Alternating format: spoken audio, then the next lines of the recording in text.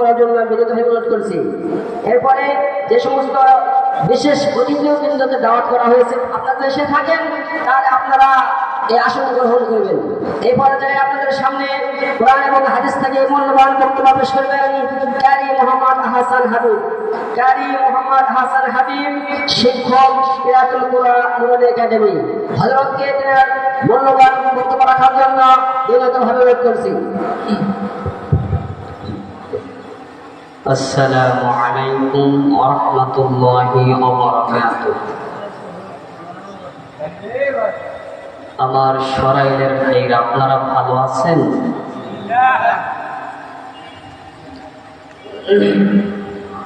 নাহমাদুহু ওয়া নুসাল্লি আলা রাসূলিহিল কারীম।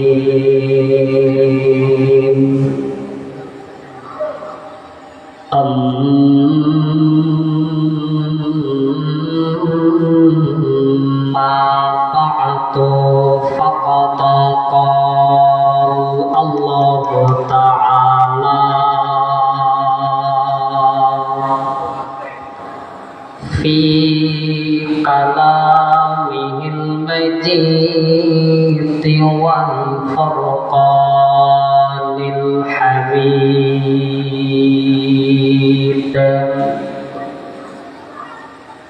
أعوذ بالله من الشيطان الرجيم.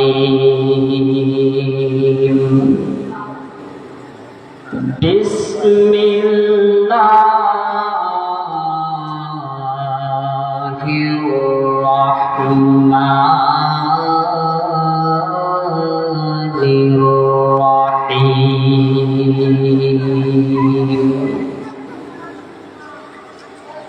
يا أيها الذين آمنوا توبوا إلى الله توبة نصوحا. وقال رسول الله صلى الله عليه وسلم: أشد الناس عذابا عند الله المصورون، أو كما قال عليه الصلاة والسلام.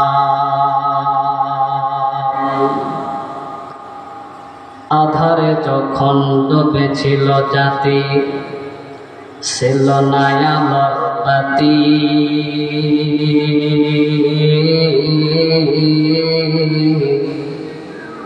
বড় বড় তার অন্ধকারে পৌঁছে মানব জাতি।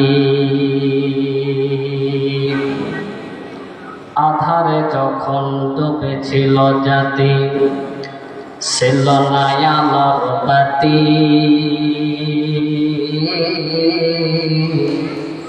বড় বড় তার অন্ধকারে পৌঁছে মানব জাতি।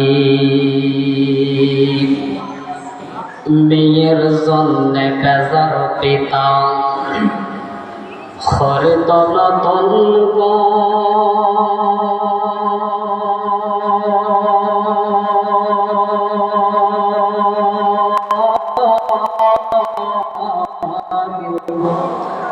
কন্যা সন্তান জন্মিলে মায়ের কাঁপিত সেই অন্তর। সেই সে কঠিন অবরতার যুগে, সেই সে কঠিন দুর্যোগতার দিনে, মদের আল্লাহর আশীর্বাদ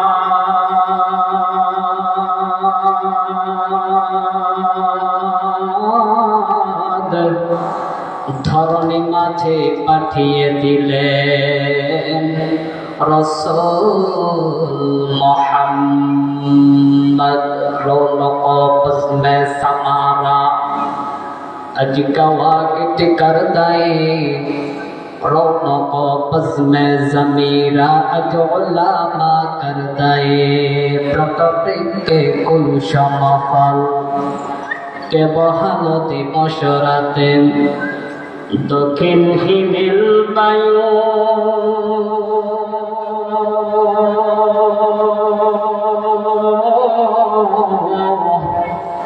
কোথা থেকে পেলি রে তুই মানুষ তোর জীবনের আয়ু মাঠের পরে কে বিশাল শস্য শ্যামল ছবি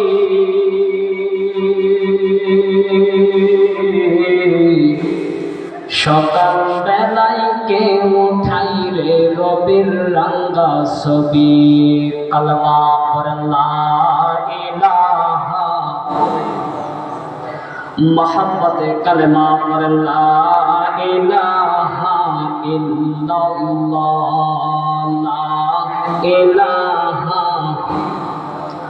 ভাইজান কালেমা পড়তে কি আপনাদের শরম লাগে? হ্যাঁ শরম লাগে। যে কালেমা যে মুসলমানদের মধ্যে থাকবে না সে জিন্দেগিতে জান্নাতের মধ্যে প্রবেশ করতে পারবে না। হাদিস শরীফে এসেছে কোন ব্যক্তি যদি আমল নাও করে তার মধ্যে রসুলের কালেমা আছে, ওই ব্যক্তি একদিন না একদিন জান্নাতে প্রবেশ করবে ইনশাআল্লাহ। কিন্তু এই যে আপনারা কালেমা পড়তেছেন না, এখানে কি মানে গানের প্যান্ডেল? যে কালেমা পড়লে আমাদের কি হবে? আল্লাহর নামে কি হবে? গুনাহ হবে। গানের প্যান্ডেল না, এটা তো মাহফিলের প্যান্ডেল। এখানে কালেমা যত পড়বেন তত সওয়াব আছে, ঠিক কিনা বলেন? ঝংকার দিয়ে কালেমা পড়েন লা ইলাহা। ভাইজান বহু দূরে মাদিনা আমরা কেমনে যাব জানি না, বহু দূরে মাদিনা আমরা কেমনে যাব জানি না। দয়া কর দয়ার আল্লাহ, দয়া কর দয়ার আল্লাহ, বোরাও মনের বাসনা লা ইলাহা। জবান বলেন লা ইলাহা লা ইলাহা ইল্লাল্লাহ লা ইলাহা। ভাইজান রিক্সা চলে না চালক সারা, নৌকা চলে না মাঝি সারা, রিক্সা চলে না চালক সারা, নৌকা চলে না মাঝি সারা, দুনিয়া চলে না আল্লাহ সারা, দুনিয়া চলে না আল্লাহ সারা লা ইলাহা। জোরে লা ইলাহা লা ইলাহা ইল্লাল্লাহ মুহাম্মাদুর রাসূলুল্লাহ সাল্লাল্লাহু আলাইহি ওয়াসাল্লাম। আলহামদুলিল্লাহ, নওগাঁ বাংলাদেশের ঐতিহ্যবাহী একটা জেলা নওগাঁ জেলা। নওগাঁ জেলার আপনার শিকারপুর ইউনিয়নে সরাহিল মন্ডলপাড়া কেরাতুল কোরআন আদর্শ মহিলা মাদ্রাসার উদ্যোগে এক বিশাল তাফসীরুল কোরআন মাহফিল। আজকের এই মাহফিলে আমার আগেও বক্তব্য রেখেছেন মুফতি হযরত মাওলানা শহীদুল ইসলাম। আসলে ওনার মতো যোগ্যতা আমি আহসান হাবিবের হয় নাই। এখন আল্লাহ আমাকে সম্মানের চেয়ার দিয়েছেন, এটা আমার আদায় করতে হবে। কথা বলেন ঠিক কিনা? কারণ কার কোথায় বসাইবে এটা আল্লাহ নির্ধারিত করেছিল। কথা বলেন ঠিক কিনা? আমরা নিজে চাইলে বসতে পারবো না। তো যাই হোক, আল্লাহ যেন ভাইকে সুস্থতার নিয়ামত দান করেন এবং প্রত্যেকটা মাহফিলে যেন আল্লাহ তাকে কথা বলায় সকলে পড়েন আমিন। আজকের এই মাহফিলে আমাদের সুপরিচিত লোক, সম্মানিত সভাপতি জনাব মোহাম্মদ এমদাদুল হক বেতার, আল্লাহ যেন আমাদের সভাপতি জেহানের মধ্যে, দিলের মধ্যে এবং ব্রেনের মধ্যে বারাকা দান করেন, পড়েন আমিন। আল্লাহ যেন তাকে দুনিয়ার জমিনে ইহদিনাস সিরাতাল মুস্তাকিমের পথে চলার তৌফিক দান করেন, পড়েন আমিন। আজকের এই মাহফিলের সম্মানিত প্রধান অতিথি জনাব মোহাম্মদ আবুল কাশেম, আল্লাহ যেন তিনাকেও এবং নেক পথে যেন চলতে পারে সেই তৌফিক দান করেন, পড়েন আমিন। তবে বাজার ভূমিকায় লম্বা করব না, যেহেতু সময় সংক্ষেপ। এখন থেকে নিয়ে এশা পর্যন্ত বয়ান এখানে চলবে। এরপরে আপনাদের সুপরিচিত বক্তা মাওলানা আব্দুল্লাহ মুজাহিদুল ইসলাম, তিনি কি করবেন, স্টেজে চলে আসবেন নামাজ পড়ে। তার আগে আমি আপনাদের সামনে এলাকার সন্তান হিসেবে কিছু শোনাতে চাই। রাজি আছেন তো ইনশাআল্লাহ? শুনবেন ভাই? 10 মিনিট সময় দেওয়া যাবে? বিরক্ত হবেন না তো? দেখেন, বিরক্ত হয়ে আমাকে গুনাহগার ব্যক্তি বানায় না। তবে যাই হোক, আমি আপনাদের সামনে যে আয়াতে কারিমা তেলাওয়াত করেছি সেটা হচ্ছে তাওবা করার উদ্যোগ। যে ব্যক্তি তাওবা করবে সে কি পাবে ভাই? নাজাত পাবে, কাল কিয়ামতের ময়দানে ছাড় পাবে। তাওবা করবেন না, ছাড় পাবে না। তবে আমাদের তাওবা করতে হবে। রাজি আছেন তো ইনশাআল্লাহ? একটু তাকবীর দান তো, লিল্লাহে তাকবীর, লিল্লাহে তাকবীর। বাস আমার ভাইরা, আমার বন্ধুগণ, আল্লাহ রাব্বুল আলামিন ডাক দিয়ে বলতেছেন, পৃথিবীর মানুষ, আমি আল্লাহ পাক রব্বুল আলামিন তোমাদেরকে দুনিয়ার জমিনে পাঠাইছি বান্দা তোমরা গুনাহ করার জন্য নয়। আমি আল্লাহ পাক রব্বুল আলামিন তোমাদেরকে দুনিয়াতে পাঠাইছি আমি আল্লাহর দরবারে সিজদা দেওয়ার জন্য। কিন্তু বান্দা রে, কিন্তু আমরা মুসলমান দুনিয়ার জমিনে আইসা আল্লাহকে ভুলিয়া গেছি। আমরা বাজার পূজারি করি, বাজারে সিজদা দিই।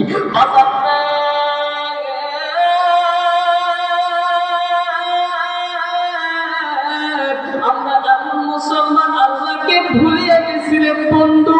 এর যুবক, আল্লাহ পাক রব্বুল আলামিন দুনিয়ার জমিনে আমাদেরকে পাঠাইছেন তিনার ইবাদত করার জন্য। কিন্তু আমরা মুসলমান আল্লাহর ইবাদত ভুলিয়া মানুষের গোলামি করে, মানুষকে আমরা পায়ের মধ্যে সিজদা দিই। আজ বাংলার জমিনে কিছু কিছু ভণ্ড আছে, তাদের পায়ের নিচে মানুষ সিজদা দেয়, আল্লাহকে ভুলিয়া গেছে।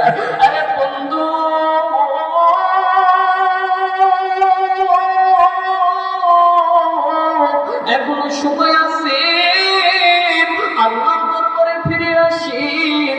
আল্লাহ পাক রব্বুল আলামিন এই জন্য কোরআনুল কারীমের আয়াত অবতীর্ণ করেছেন, ইয়া আইয়ুহাল্লাযীনা আমানু তুবু ইলাল্লাহি তাওবাতান নাসুহা। আল্লাহ বলেন, হে ঈমানদার বান্দা বান্দীগণ, দুনিয়ার জমিনে তোমাদেরকে পাঠাইছি। চিন্তা করার দরকার নাই, চিন্তা করার দরকার নাই।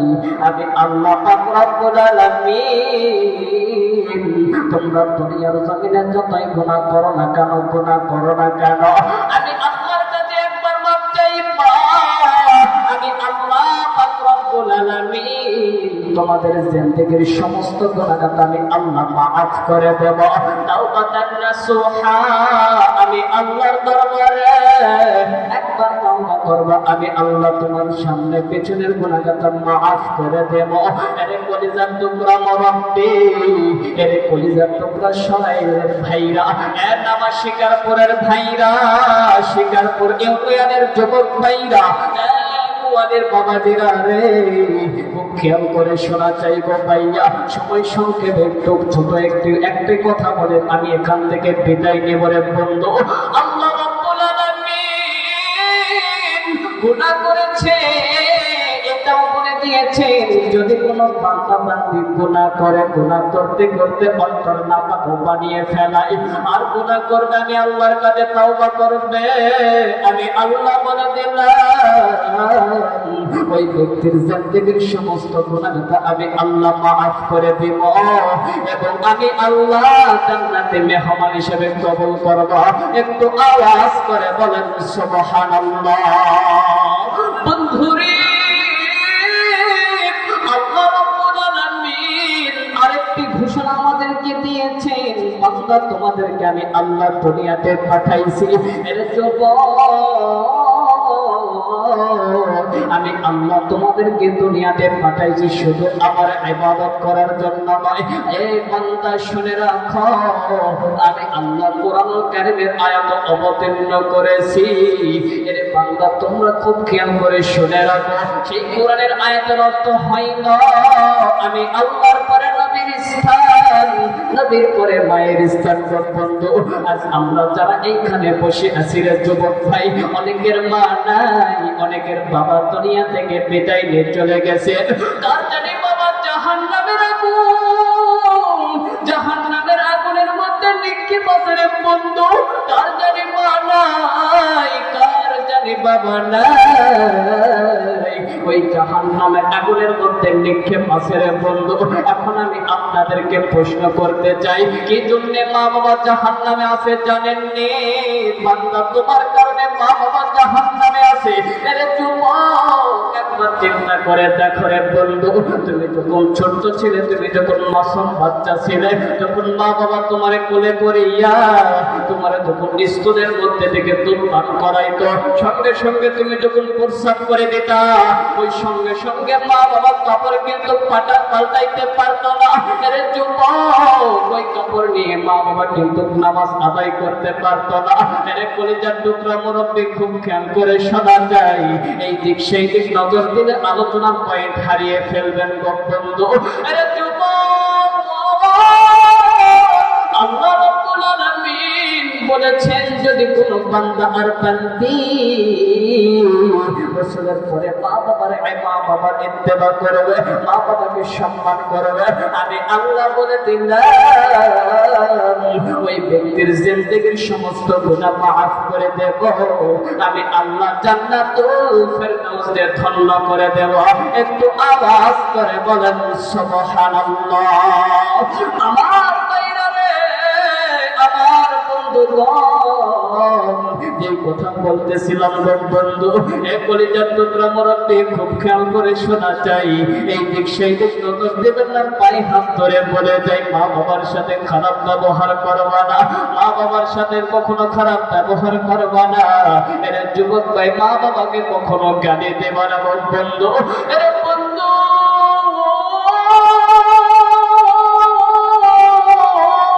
ওই মা যখন প্রস্রাব পায়খানা আপনি নামাজ পড়তে পারতো না রে যুবক ভাই। এরে কলিজার টুকরা যুবক, আল্লাহ রাব্বুল আলামিন এই সমস্ত জিনিসগুলো দেখেন, ওই মা বাবা কিন্তু নামাজ পড়তে পারতো না।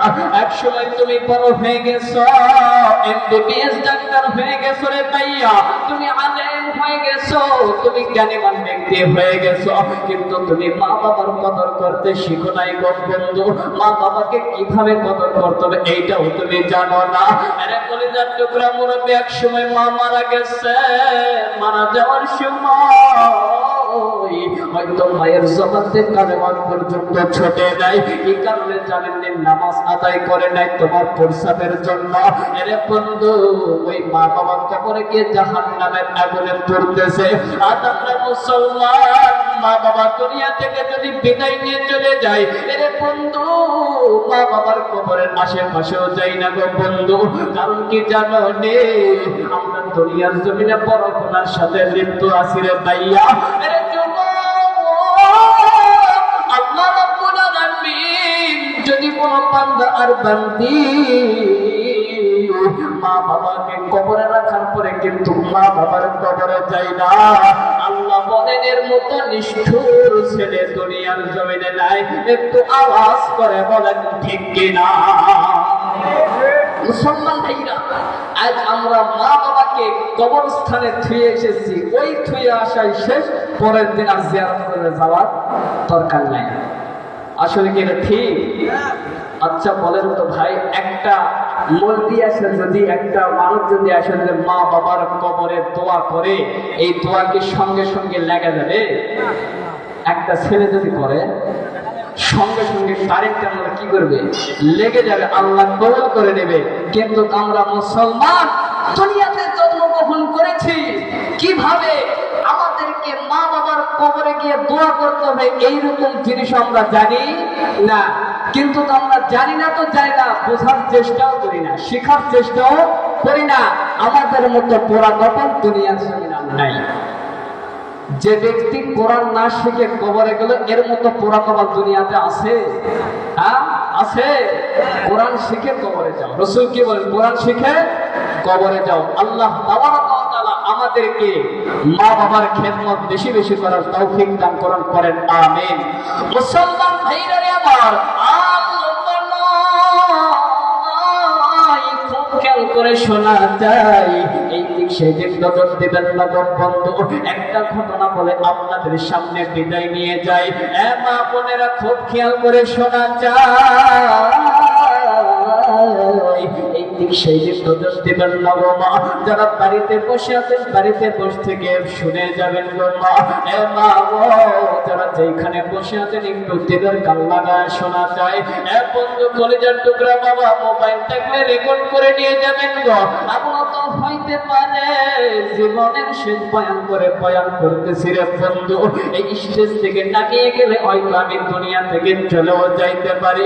এমন তো মৃত্যুর গ্যারান্টি আমাদেরও নাই। এর কলিজার টুকরা মুরব্বি, কখন জানি এসে যায় এটা আমরা বলতে পারবো না। হয়তো আমাদের হায়াত শেষ হয়ে যাইতে পারে। এই জন্য দিনের কল্যাণে শোনা যায়, রাসূল বলে যদি কোনো বান্দা আর বান্দি বিভিন্ন কোরআনের মাহফিল অর্থাৎ বয়ানের মজলিসে যদি কোনো বান্দা আর বান্দি আমি রাসূলের হাদিস শুনে এবং হাদিসের আমল করে, আল্লাহর কোরআন শুনে আল্লাহর কোরআনের আমল করে, আল্লাহর কোরআন পড়ে এবং অপরকে তাওয়াজ দিয়ে শুনিয়ে দেয়, বন্ধু ওই ব্যক্তিকে আল্লাহ রাব্বুল আলামিন কিয়ামতের ময়দানে কোনো হিসাব নেবেন না। ওই ব্যক্তিকে আল্লাহ রাব্বুল আলামিন জান্নাতের মধ্যে দিয়ে দিবেন। এর কলিজার টুকরা বন্ধু,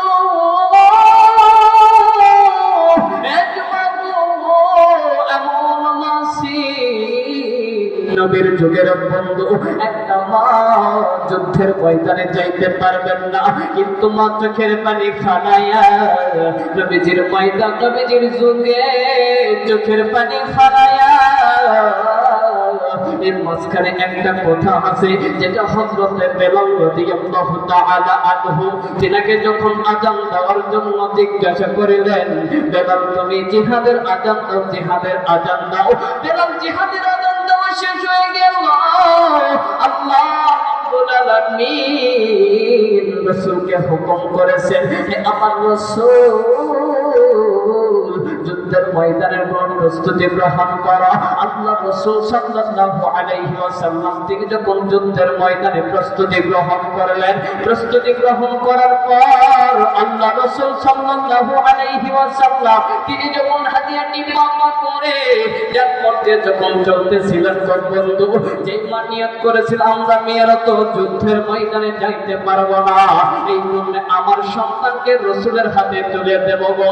এরে বন্ধু, মা হাতিয়াটি পাপা করিয়া আল্লাহ রাসূলের আগে ওই রাস্তার মধ্যে বসেছেন, ওই রাস্তাতে হাতিয়াটি পাপা করে রাস্তার একধারে পা দাঁড়িয়েছিলেন, সন্তানকে আধা উঁচু করে দাঁড়িয়েছিলেন। একটা সাহাবায়ে কেরাম রাস্তা দিয়ে যাওয়ার সময় একদল সাহাবায়ে কেরাম ডাকে বলতেন, মা তুমি রাস্তার ধারে কি জন্য আধা উঁচু 6 মাসের বাচ্চা নিয়ে দাঁড়িয়ে আছেন? মা ডাকে বলতেছেন, তোমরা কে জানি না, আমার মনের খবর জানে আল্লাহ, কিন্তু এই মনের খবর শোনাবো আল্লাহ রাসূল মুহাম্মদকে। একটু আওয়াজ করে বলেন সুবহানাল্লাহ। বন্ধুরে সময় সংক্ষেপে বন্ধু এইটা শেষ করে বিদায় নিয়ে চলে যাবো, ঈশার আযান দিয়ে দিবেন গো ভাইয়া। আল্লাহ গো, তাহলে আপনি এইখানে দাঁড়িয়ে থাকেন, রাসূল আসতেছেন, আমরা বিদায় নিলাম। যখন আল্লাহ রাসূল সাল্লাল্লাহু আলাইহি ওয়াসাল্লাম হাদিয়াটি পা করে যখন রাস্তা দিয়ে আসার সময় একটা রাস্তা রাসূলের চোখের মধ্যে পড়ে গেল। একটা মা একটা সন্তানকে আঘাত উপরের বন্ধু 6 মাসের শিশু বাচ্চাকে নিয়ে দাঁড়িয়ে আছেন। রাসূল পাক সাল্লাল্লাহু আলাইহি ওয়াসাল্লাম ডাকতে বলতেন, মা এর মা, তুমি কেন সন্তানকে আঘাত করে 6 মাসের বাচ্চাটাকে নিয়ে দাঁড়িয়ে আসো? ডাকতে বলতেছেন, আমি জানি না। রাসূল কোন পথ দিয়ে জানি আসে, আল্লাহ রাসূলকে আমি সন্তানটা দেব, কিন্তু কি জন্য দেব জানি? আমরা মেয়েরা তো যুদ্ধের ময়দানে যেতে পারবো না, আমরা মেয়েরা তো যুদ্ধের ময়দানে যেতে পারবো না, এই জন্য সন্তানটাকে আল্লাহ রাসূলের হাতে তুলে দেব। এই সন্তানটাকে আল্লাহ রাসূল সাল্লাল্লাহু আলাইহি ওয়াসাল্লাম যুদ্ধ করবেন। এর বন্ধু, খুব একটা কষ্ট বেদনার ঘটনা মনের মধ্যে শ্রবণ করবেন, আমল করার চেষ্টা করবেন। এর কলিজার টুকরা মুরব্বি যখন রাসূল পাক সাল্লাল্লাহু আলাইহি ওয়াসাল্লাম মাকে জিজ্ঞাসা করিল, গো মা, আপনি বেহুশ হবেন না? আল্লাহ রাসূল এইখানে, আল্লাহ রাসূল আপনার সাইডেও নাই, আপনার ডানেও নাই, বামেও নাই, পিছনেও নাই, আল্লাহ রাসূল আপনার সামনে দাঁড়িয়ে আছেন। আমি আল্লাহ রাসূল, আমি আল্লাহর নবী, মুখ খুলে বলো তুমি কি বলতে চাও, তাড়াতাড়ি বলো না। ডাক দিয়ে বলতেন, নবী ও, অনেকদিন ধরে নিয়ত করেছি জিহাদের ময়দানে আমি আমার সন্তানের জীবনটাকে বিলিয়ে দেব। আমরা মেয়েরা তো যুদ্ধের ময়দানে যেতে পারবো না গো নবী। নবী চোখের পানি ফেলাইয়া ডাক দিয়ে বলতেন, তোমার সন্তানটাকে যেহেতু আমাকে দেওয়া, ওই যুদ্ধের ময়দানে সন্তান যখন আমার কাছে থাকবে ওই সন্তানটাকে যখন আমি সামনে ধরবো বাবা, কাফেররা যখন তীর নিক্ষেপ করা শুরু করবে, আমার তখন আপনার সন্তানের কলিজা তো ছোট হয়ে যাবে, আপনার সন্তান দুনিয়া থেকে বিদায় নিয়ে যাবে, বাঁচবে না গো মা। মা ডাক দিয়ে বলতেছেন, নবী গো, সন্তান যদি চলে যায়, সন্তান যদি চলে যায়, সন্তানকে পাওয়া যাবে, কিন্তু আপনি নবী যদি দুনিয়া থেকে বিদায় নিয়ে যান, আপনি নবীকে দুনিয়াতে পাওয়া যাবে না। একটু আওয়াজ করে বলেন সুবহানাল্লাহ। নবী আমার মদিনারে বুলবুল, আমার আল্লাহ ভালোবেসে নামটি দিলেন মুহাম্মদ রাসূল। কথা বলেন ঠিক কিনা? নবী আমার মদিনারে বুলবুল, আমার আল্লাহ প্রেম করিয়া নামটি দিলেন হাবিবে রাসূল। ওই নবীরে ভুল বুঝিলে, ওই নবীরে ভুল বুঝিলে থাকবে না ঈমান।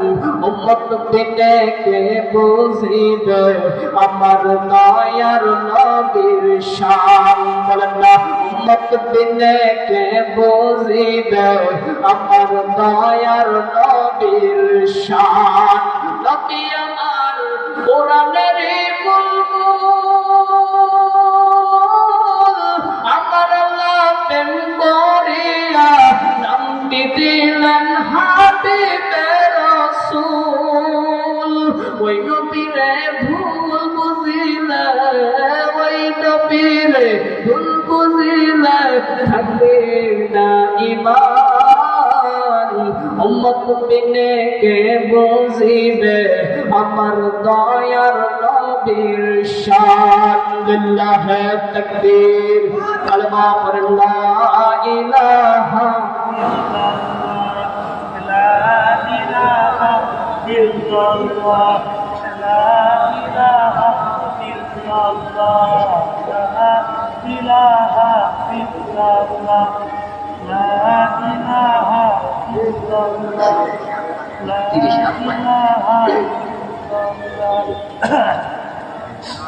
লা ইলাহা,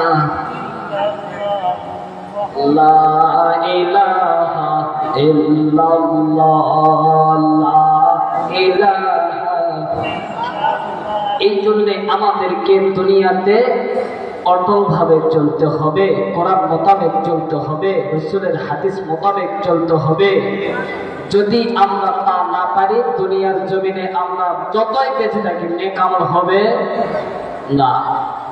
যদি মারা যান তাহলে কবরের যে 3টি সওয়ালের উত্তর আছে, জবাব আছে, এটা দিতে পারবেন না যদি কোরআন মোতাবেক না চলেন। আজ বাংলার জমিনে আমাদের কোরআনকে কত নাস্তিকের দলেরা কোরআনকে কটূক্তি করে, কোরআনকে লাঠি মেরে জমিনে ফেলে দেয়। এইরকম লোক, এইরকম নাস্তিক দুনিয়াতে আছে না নাই? বলেন তো ভাই, আছে না নাই? আপনি বলেন তো, এই সমস্ত ব্যক্তি দুনিয়ার জমিনে জন্মগ্রহণ করেছেন, আল্লাহ তাদেরকে পাঠাইছেন। এই যে আল্লাহর কোরআনকে তারা কি করতেছে? অসম্মান করতেছে। কোরআনকে মহব্বত করে না, উল্টা লাঠি মেরে জমিনে ফেলে দেয়। পায়ের নিচে দিয়ে কোরআনকে কি করে